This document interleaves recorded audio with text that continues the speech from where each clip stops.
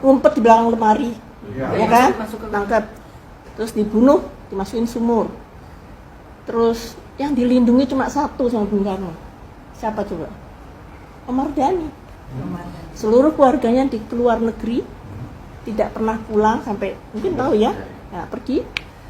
Aidi dibunuh, dia diem, si Untung lari ke Brebes 10 hari itu tangkap juga, si Suparjo setahun lari sana lari sini, padahal tadinya lengket banget tuh. Ini semua orang-orangnya suka, yang dilindungi cuma satu, Om Mardhani. Tapi Pak terakhir dijemput sama Pak Neklani di Kamboja. Itu si Peri Om Mardhani cerita sama saya bahwa datanglah Pak Neklani yang CPM ya, yang menjadi adhan di Amerika itu. Dijemput, bawa pulang, seluruh keluarga pulang ke Jakarta. Pak Om Mardhani langsung ke Nirbaya ke kemana, ke penjaranya, yang keluarga pulang. Bisa dibayangin kayak apa itu? Jadi artinya Mas Peri juga ngaku sama saya, Mas Giarto anaknya Pak Parjo juga minta maaf. Jadi sebelum Pak Parjo sebelum ditembak mati 2 jam sebelumnya keluarga ketemu. Setelah itu ditembak mati, ada fotonya saya lihat waktu itu. Tapi Pak, jenazah tidak boleh dibawa pulang. Jadi dikubur di hutan, kata si Mas Ki, di Subang sana di hutan, itu ada kayak semen aja gitu, tidak ada nama. Disitulah para pengkhianat dikubur. Dan kalau anaknya mau ke situ mau nyekar atau apa, izinnya itu sulit sekali. Tapi kita mesti ingat ya, kalau ibu bapak pergi ke kuburan para raja di Jogja itu, apa namanya, Maudiri, kan ada tangga, terus yang terakhir di tengah itu kita harus injak itu ya, karena itulah pengkhianatnya Sultan Agung. Itu sama dengan memperlakukan orang tua mereka yang berkhianat itu tidak pakai nama, tapi dikuburnya pakai ini aja, semen gitu, tanpa nama, di hutan lagi. Jadi kalau mau tahu, itu Mas Ki cerita sama saya dan dia bilang, bapak saya salah mbak, saya minta maaf. Karena Mas Ki dulu tiap sore dijemput tentara, disetrum gitu, sampai nggak bisa nafas dia.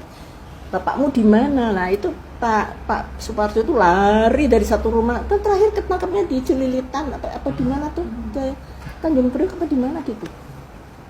Itu cerita-cerita itu kita harus baca ya. Jadi akhirnya gini, oh begitu ya. Jadi yang berkhianat tuh ya kalau tentara emang harus mati.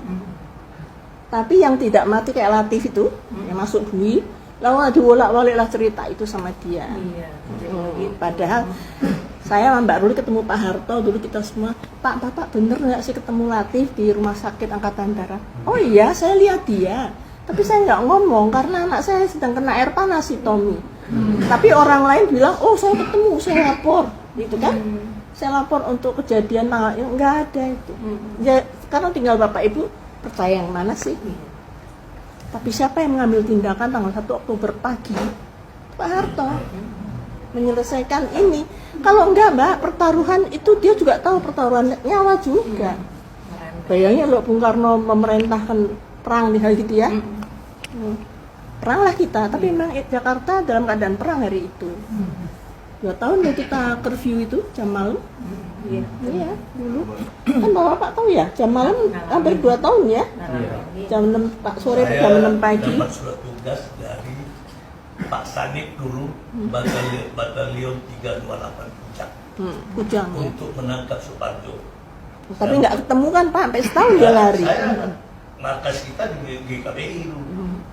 Batalion 328. Ya, jadi maksud saya jadi maksud saya sampaikan ini supaya Bapak Ibu juga tahu setelah peristiwa itu apa. Tanggal 6 Oktober Bung Karno pidato bahwa it's an ocean rainbow ocean in the ocean. Jadi riak-riak kecil dalam revolusi. Ya, saya juga gini loh, kok ngomongnya gitu. Bukannya dia berduka ya. Pak Yani nggak ada, baru dimakamkan tanggal 5 Oktober, tanggal 6 katanya wartawan dia ketawa-ketawa.